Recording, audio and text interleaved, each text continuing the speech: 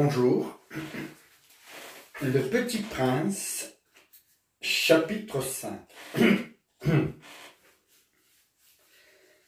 Chaque jour, j'apprenais quelque chose sur la planète, sur le départ, sur le voyage. Ça venait tout doucement au hasard des réflexions. C'est ainsi que le troisième jour, je connus le drame des baobabs. Cette fois-ci encore, ce fut grâce aux moutons, car, brusquement, le petit prince m'interrogea comme pris d'un doute grave.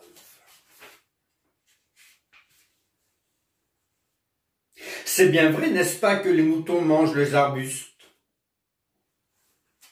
Oui, c'est vrai. Ah, je suis content. Je ne compris pas pourquoi il était si important que les moutons mangeassent les arbustes. Mais le petit prince ajouta: par conséquent, ils mangent aussi les baobabs? Je fis remarquer au petit prince que les baobabs ne sont pas des arbustes, mais des arbres, grands comme des églises, et que si même il emportait avec lui tout un troupeau d'éléphants, ce troupeau ne viendrait pas à bout d'un seul baobab. L'idée du troupeau d'éléphants fit rire le petit prince. Il faudrait les mettre les uns sur les autres.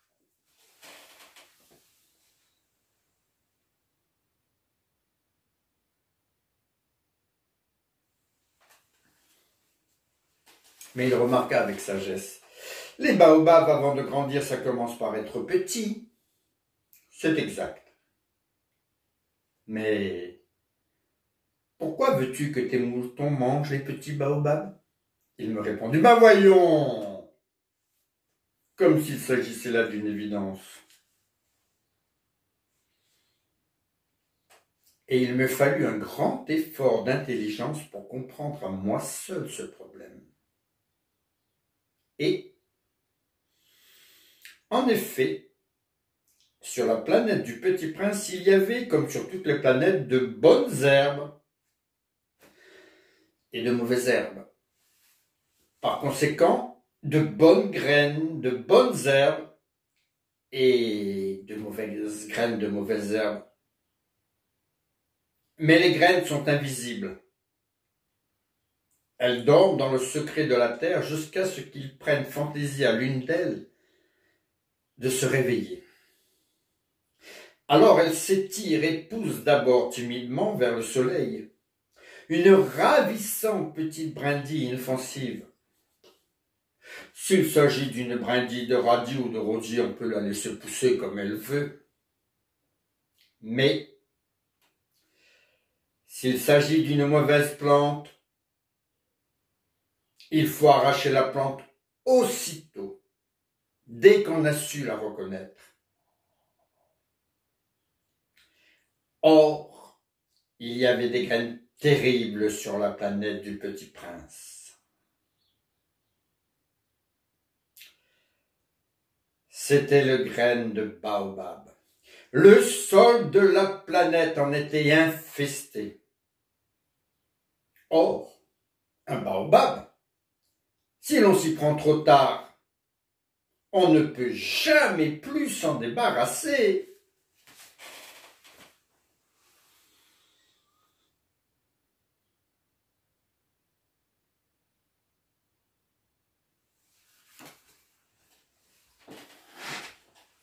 Il encombre toute la planète. Il la perd fort de ses racines. Et si la planète est trop petite? Et si les baobabs sont trop nombreux? Ils la font éclater. C'est une question de discipline, me disait plus tard le petit prince. Quand on a terminé sa toilette du matin, il faut faire soigneusement la toilette de la planète. Pardon. Il faut s'astreindre régulièrement à arracher les baobabs dès qu'on les distingue d'avec les rosiers, auxquels ils ressemblent beaucoup, car ils sont très jeunes. C'est un travail très ennuyeux, mais très facile. Et un jour, il me conseilla de m'appliquer à réussir un beau dessin, pour bien faire entrer ça dans la tête des enfants de chez moi. S'ils voyagent un jour, me disait-il, ça pourra leur servir. Il est quelquefois sans inconvénient de remettre à plus tard son travail, mais s'il s'agit des baobabs, c'est toujours une catastrophe. J'ai connu une planète habitée par un paresseux.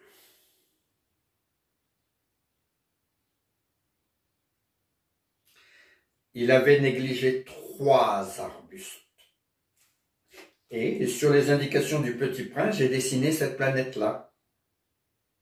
Je n'aime guère prendre le ton d'un moraliste, mais le danger de baobab est si peu connu, et les risques courus par celui qui s'égarerait dans un astéroïde sont si considérables que pour une fois, je fais exception à ma réserve. Je dis, enfants, faites attention aux baobabs.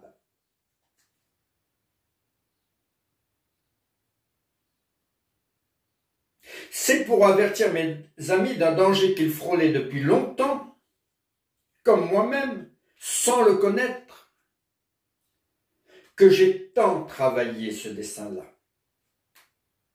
La leçon que je donnais en valait la peine. Vous vous demanderez peut-être, pourquoi n'y a-t-il pas dans ce livre d'autres dessins aussi grandioses que le dessin des baobabs? La réponse est bien simple. J'ai essayé, mais je n'ai pas pu réussir. Quand j'ai dessiné les baobabs, j'ai été animé par le sentiment de l'urgence.